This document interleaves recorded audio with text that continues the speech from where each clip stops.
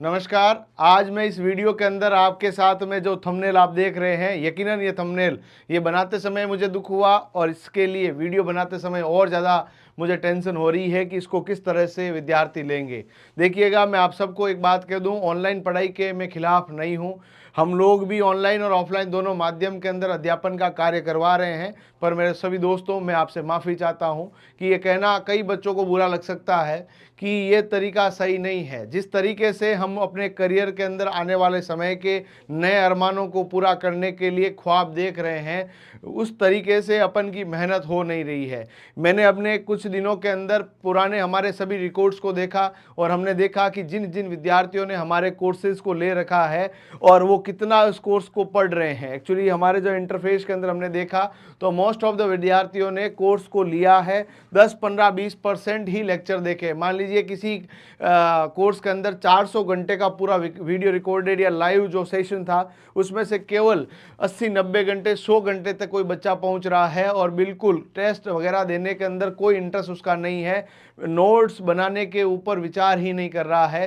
तो मुझे इस वीडियो को बनाने के लिए थोड़ी सी ऊर्जा की आवश्यकता पड़ी। फिर मैंने कहा कैसा भी हो, जैसा भी रिएक्शन बच्चों का रहेगा, इस वीडियो को जाना जरूरी है ताकि हर बच्चे तक मेरी इस आवाज़ को पहुंचाया जाए। जहां पर कोई भी बच्चा जो है अपने माता पिता के जीवन के अंदर वहां पर उनको गौरवान्वित महसूस कराने की इच्छा रखता है, तो आप यदि ऑनलाइन के अंदर बैठ के सो रहे हैं तो दोस्त, कोर्स लेने से सिलेक्शन नहीं हो सकता है। आप देखिए जो आंकड़े में लेके आया, मेरी खुद के यूं मतलब टेंशन हो गई कि मैं किस तरह से बच्चों के साथ इस मुखातिब हो पाऊं कि मतलब ऑनलाइन कोर्स तो खरीदते हैं पर ये ट्विटर, फेसबुक, इंस्टाग्राम, स्नैपचैट आ जाता है और बच्चा बहुत भयंकर डिप्रेशन में चला जाता है। ऐसे ऐसे कमेंट्स आते हैं, व्हाट्सएप पे पर्सनल मैसेज बच्चे करते हैं, इंस्टाग्राम पे हमारे हैंडल पे लिखते हैं। मतलब इतना टेंशन हो जाता है, लास्ट के 15, 20, 25 दिन के अंदर रात रात भर जगकर सिलेक्शन की उम्मीद लेके बैठते हैं। तो ये थोड़ा सा मुझे अजीब लगा कि मतलब कोर्स खरीदते हैं, जब पैसा दे ही दिया है, टाइम देना चाह रहे हैं, फिर क्यों नहीं पढ़ते हैं। तो देखिएगा, मैं इस वीडियो को अंत तक देखिएगा और ज़्यादा से ज़्यादा अपने दोस्तों तक शेयर कीजिएगा ताकि इसके बारे में और भी लोग बोले, मैं अकेला नहीं बोलूं। जितने भी हमारी टीचिंग फर्टर्निटी के अंदर लोग हैं वो भी इसके बारे में बच्चों से बात करें, क्योंकि आप हमारे सब छोटे भाई बहन हैं, आपका करियर की चिंताएं हमें हैं और इसीलिए हम लोग जो है, देखिएगा दोस्त, आपके कारण हमारा जीवन के जो सामान्य आर्थिक निर्वाह है वो हो रहा है, परंतु आपको यदि उसका प्रॉपर आउटपुट नहीं मिल रहा है तो कहीं ना कहीं इस अपराध के अंदर हम अपने आप को भी जिम्मेदार मान रहे हैं। इसीलिए इस वीडियो को मैं लेकर आ रहा हूं। मतलब टोटली जितने लोग कोर्स खरीद रहे हैं ना, हम लोग क्योंकि एंट्रेंस एग्जाम की प्रिपरेशन भी कराते हैं और कॉम्पिटिटिव एग्जाम की प्रिपरेशन करा रहे हैं। एंट्रेंस एग्जाम के अंदर जो बच्चा तैयारी कर रहा है, 12th पास होकर आ रहा है, उसकी तो हालत और भी ज्यादा खराब है। वो अपने मोबाइल फोन के अंदर पता नहीं क्या देख रहा है। पेरेंट्स से भी मैंने बात की तो बोल रहा सर ये तो कमरा बंद करके रात रात भर पढ़ता रहता है, दिन को पढ़ता रहता है और हमने इसके लिए 5G फोन और दे रखा है ताकि वो पढ़ पाए। पर जब ये आंकड़े देखे कि 90% जो विद्यार्थी है टोटल, मान लीजिए किसी कोर्स के अंदर 4000 बच्चे एनरोल है, 4000 बच्चों ने पेड कोर्स ले रखा है, उसमें से करीबन 3500-3600 लोग तो उसको 20% तक भी नहीं पढ़ते हैं। 90% लोग 20% से भी कम पढ़ते हैं। इसको हमने न पढ़ने के बराबर ही माना है। यदि आपके पास 500 घंटों का कोर्स है, 100 घंटे भी यदि आपने नहीं पढ़ाई की, उसके 2 टेस्ट भी आपने नहीं दिए ढंग से, तो उसको हम लोग कैटेगराइज करते हैं कि यह बच्चा नहीं पढ़ता है। तो 90% लोग जो है बिल्कुल ही नहीं पढ़ते हैं और इनमें से इसके बाद देखा जाए तो 5% विद्यार्थी वह है जो ऑनलाइन कोर्स खरीदते हैं।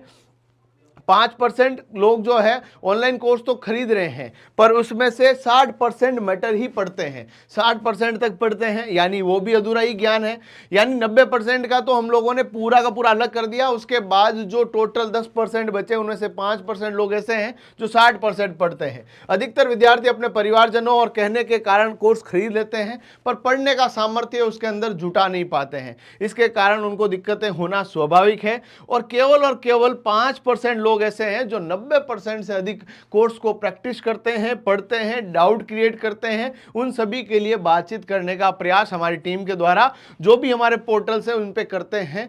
यानी कि 4000 में से मात्र ऐसे लोग हैं जो 200-300 लोग हैं जो अपने पेपर्स को, पीडीएफ को लिखते हैं, पढ़ते हैं। बाकी देखो दोस्त, केवल पीडीएफ को फोन में सेव कर लेने से याद नहीं होगा। हमारी जो गुरु शिष्य परंपरा के अंदर करत करत अभ्यास थे, जड़मति होत सुजान, रसरी आवत जावत से सिल पर पड़त निशान, प्रैक्टिस के ऊपर जब फोकस किया गया, वो बच्चा आज प्रैक्टिस कर नहीं रहा और रिजल्ट की उम्मीदें करके बैठ रहा है। केवल ऑनलाइन क्लासेस है ना, बच्चा ले रहा है, ऑनलाइन पढ़ नहीं रहा है, फोन खोला, 10 मिनट आया, चला गया, है ना। वही ऑफलाइन क्लासेस के अंदर जबरदस्ती पढ़ने का जो माहौल क्रिएट किया जा रहा है। ऑनलाइन कोचिंग जो है वो एक तरह का जो बच्चे जो बेरोजगार है उनके लिए वरदान साबित होना चाहिए था। ये वरदान की जगह आज के दिन के अंदर अभिशाप होता हुआ नजर आ रहा है, क्योंकि इसके अंदर जितने डिस्ट्रैक्शंस है, बच्चा फोन खोल के बैठा, व्हाट्सएप पे नोटिफिकेशन आया, व्हाट्सएप के नोटिफिकेशन से वहां चला गया, इंस्टाग्राम चला गया और न जाने कौन सी दुनिया के अंदर 3 घंटे खराब कर दिए। और 3 घंटे खराब करने के बाद जब वो पढ़ने बैठा, उसके दिमाग वापस आया, यार अपन पढ़ने के लिए आए। वो 3 घंटे का जो रिग्रेट है ना, उसको इतना बुरा लग रहा है कि वो पढ़ने के अंदर भी अपने आप को फोकस नहीं कर पा रहा है। तो दोस्त, ये ऑनलाइन जो भी है, ऑनलाइन बहुत किफ़ायती है, घर बैठे पढ़ सकते हैं, आपको एक्स्ट्रा कोई खर्चा नहीं करना, ट्रांसपोर्टेशन नहीं करना, ये सब अच्छी सुविधाएं हैं, पर ये नुकसान भी बहुत भयंकर हो रहे हैं। यदि हम लोग बात करें, जैसे ऑनलाइन के अंदर आपके समय की बहुत ज़्यादा बचत हो सकती है, एक साथ आपको पूरा कोर्स मिल जाता है, बहुत सारे मल्टीपल विकल्प मिलते हैं, आप बहुत ज़्यादा स्पीड पे करके देख सकते हैं, धीरे करके देख सकते हैं, हाथों हाथ टेस्ट दे सकते हैं, अपने टेस्ट स्वयं बना सकते हैं। आपको ट्रेवल करने की ज़रूरत नहीं है, आपको घर से बाहर जाने की ज़रूरत नहीं है, आप अपने कंफर्ट जोन में रह सकते हैं, लाइब्रेरी में बैठ के पढ़ सकते हैं, अपनी जो घर के अंदर कमरे के अंदर बैठ के पढ़ सकते हैं, किसी भी समय पढ़ सकते हैं, रात को पढ़ना, दिन को पढ़ना, कभी पढ़ सकते हैं।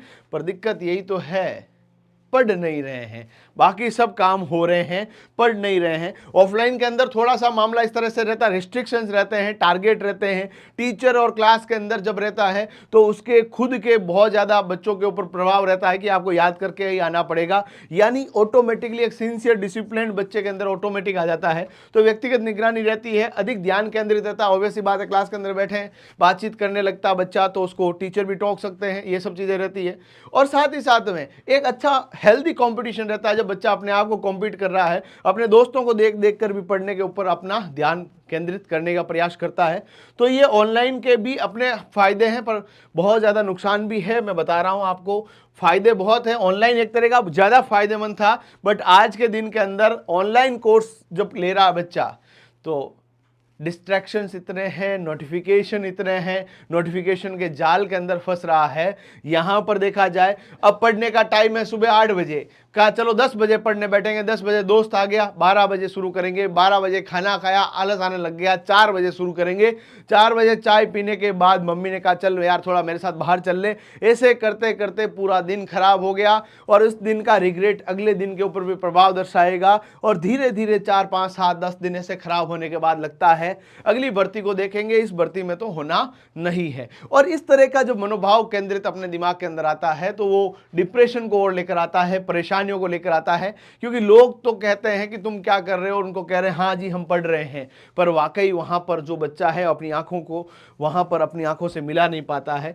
स्वतंत्रता बहुत ज्यादा है, बच्चा ठीक है पढ़ लेंगे कल, पर आज नहीं तो कल, कल नहीं तो परसों, परसों परसों क्या करे, जीना कई वर्षों, इस तरह की भावना पैदा हो जाती है, पढ़ेंगे पढ़ेंगे। और सीधी बात है, जब यहां पर इस तरह की चीजें आएगी तो आपका मनोबल जरूर टूटना शुरू हो जाएगा और अंदर ही जो मोटिवेशन की कमी देखने को मिलेगी। बच्चे अपने आप को कहीं ना कहीं अकेला महसूस करता है, जैसे वो पढ़ नहीं रहा है तो अपने घर वालों से कह नहीं सकता कि सर मैं पढ़ नहीं रहा हूं, पिताजी पढ़ नहीं रहा हूं।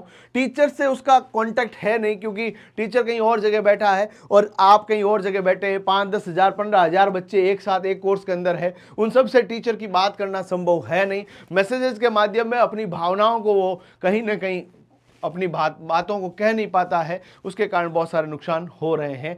अब मैं आप सब लोगों से ये जानना चाह रहा हूं कि ऑनलाइन को पढ़ाने के लिए, देखिए दोस्त, इस चीज़ों को बदलना पड़ेगा। जब ऑनलाइन आया था तब ये चीज़ अलग थी, और आज के दिन के अंदर ऑनलाइन जो वरदान होना चाहिए था वो अधिकांश लोगों के लिए अभिशाप बनकर आया है। तो मैं आप सबसे सुझाव चाहता हूं, आप मुझे बताइए, इस कमेंट के अंदर बताइए, अपनी सभी टीचर्स से पूछिए, और सभी हम मिलकर एक ऐसा कोई ना कोई माहौल तैयार करते हैं जहां पर सब बच्चे बात करें और वाकई अपनी प्रॉब्लम्स को शेयर करें। और इन सभी के सुझाव के लिए क्या टेस्ट असेसमेंट हो सकते हैं, डेली ट्रैकिंग किस तरह से की जा सकती है, प्रैक्टिस पेपर किस तरह से हो सकते हैं, टारगेट किस तरह से दिए जा सकते हैं, आप सभी जो है मुझे कमेंट बॉक्स में बताएंगे। हमारे कोचिंग के नंबर आपको स्क्रीन के ऊपर भी दिख रहे होंगे, इसके ऊपर भी बताएं, क्योंकि मैं वाकई इस वीडियो के माध्यम से आप सभी के सुझाव, आपके मस्तिष्क में चलने वाले प्रत्येक प्रश्न के जवाब को तलाशने का प्रयास करने के लिए इस वीडियो को लेकर आया हूं। मैं एक बार पुनः आप सभी से आग्रह करता हूं और पूरे बहुत भारी मन के साथ आपसे बात कर रहा हूं कि मैं चाहता हूं कि आपका सिलेक्शन हो, उस सिलेक्शन को किस तरह से प्राप्त किया जा सके, इसके लिए आप सभी सुझाव दें। और हम खुद ही कंफ्यूज हो गए हैं कि आप आखिर बच्चों को ऑनलाइन किस तरह से पढ़ाया जाए, क्योंकि हम लोगों ने इतने एफर्ट डालने के बाद बच्चा पढ़ नहीं रहा है, और बच्चा पढ़ नहीं रहा है तो उसका रिजल्ट नहीं दिखेगा, और रिजल्ट नहीं दिखेगा तो उसके मन के अंदर भी इसी तरह के मनोभाव पैदा होंगे जो उसको हमेशा कमजोरी का भाव पैदा करते रहेंगे। इसीलिए आप सभी के सुझाव आमंत्रित हैं। मिलेंगे अगले वीडियो में आपके सुझावों के ऊपर चर्चा करने के लिए। धन्यवाद।